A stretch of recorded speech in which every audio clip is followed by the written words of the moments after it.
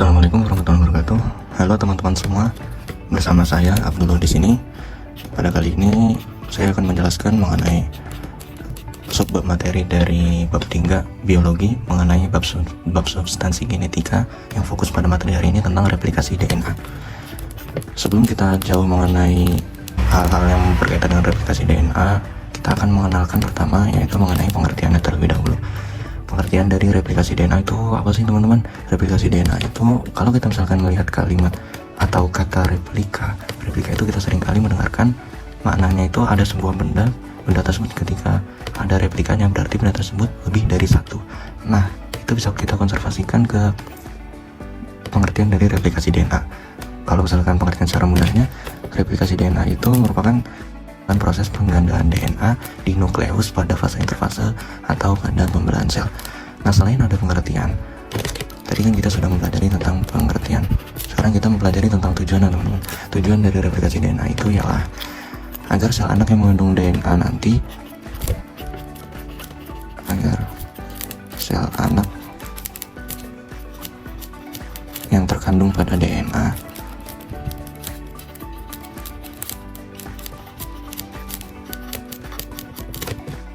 akan identik dengan DNA yang ada di induknya, teman-teman. Akan identik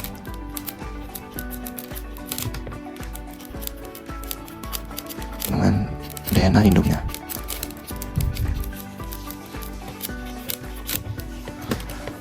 Nah, sekarang kalau kita tadi sudah mempelajari tentang pengertian, tujuan, sekarang kita ke bagian model replikasinya. Jadi di replikasi DNA itu memiliki 3 model, di mana model yang pertama itu ialah konservatif, kemudian model kedua itu semi konservatif, kemudian model ketiga itu dispersif. Nah, jadi di sini model pertama itu ada konservatif, dan yang ketiga itu ada semi konservatif, dan ada dispersif yang terakhir. Nah, bedanya apa sih dari ketiga hal tersebut? Jadi kalau model replikasi DNA yang konservatif itu memiliki makna kedua untaian DNA induk berfungsi sebagai cetakan. Nah, kemudian kalau yang semi konservatif itu kedua untaian induk berpisah masing-masing membuat untaian baru sebagai pelengkapnya. Nah, bagaimana kalau yang dispersif? Beberapa bagian DNA induk itu tersebar berfungsi sebagai cetakan. Nah, kemudian masing-masing dari cetakan tersebut akan membuat DNA baru sebagai pelengkapnya. Itu. Sekarang kita ke bagian selanjutnya, yakni enzim yang digunakan pada saat replikasi DNA. Enzim yang digunakan pada saat replikasi DNA itu ada 4, teman-teman. Yang pertama helikase, kemudian yang kedua RNA primase, DNA polimerase, yang terakhir yakni DNA ligase.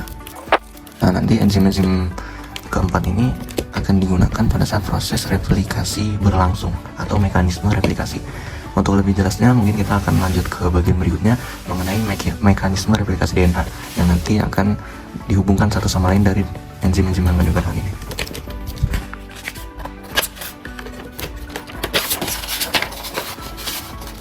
Sekarang kita mempelajari tentang kelima, mekanisme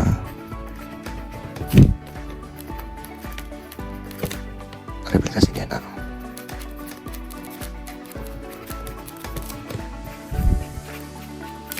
Oke. Jadi mekanisme replikasi DNA itu agar lebih mudah kita pahami, saya akan gambarkan terlebih dahulu.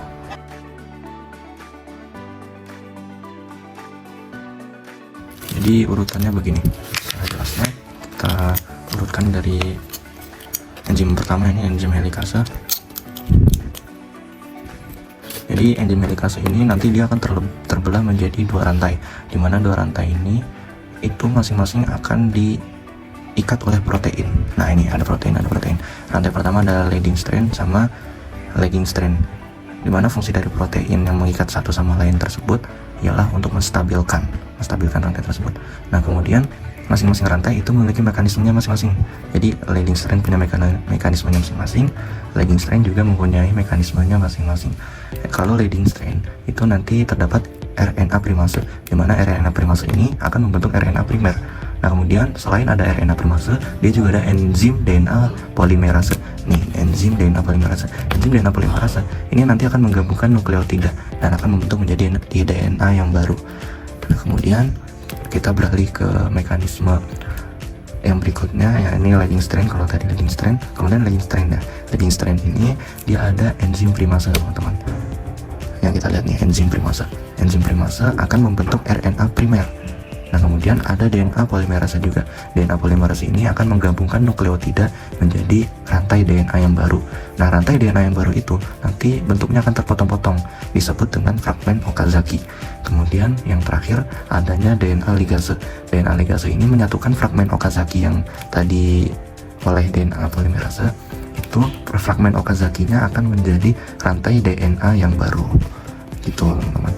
Jadi mungkin dapat kita simpulkan, terakhir ini merupakan mekanisme replikasi DNA-nya. Kemudian yang kita awal pelajari tadi, dimana replikasi DNA kita pelajari mengenai pengertian, tujuan replikasi modelnya, dan enzim yang digunakan. Nah, kalau kita simpulkan berdasarkan mekanisme replikasi DNA, sudah dipastikan itu merupakan semi konservatif menurut saya. Soalnya seperti pengertiannya, semi konservatif merupakan model replikasi yang kedua untayan induk berpisah, masing-masing membuat untayan baru sebagai pelengkapnya. Nah, masing-masing untayan baru itu merupakan tadi rantai leading strand sama rantai lagging strand, atau rantai utama sama rantai lamban. Demikian penjelasan pemaparan mengenai replikasi DNA dari saya. Apabila ada pertanyaan, mungkin teman-teman boleh ajukan di kolom komentar. Mohon maaf segala kekurangan yang saya sampaikan pada saat penyampaian. Terima kasih atas karena telah menonton. Wassalamualaikum warahmatullahi wabarakatuh.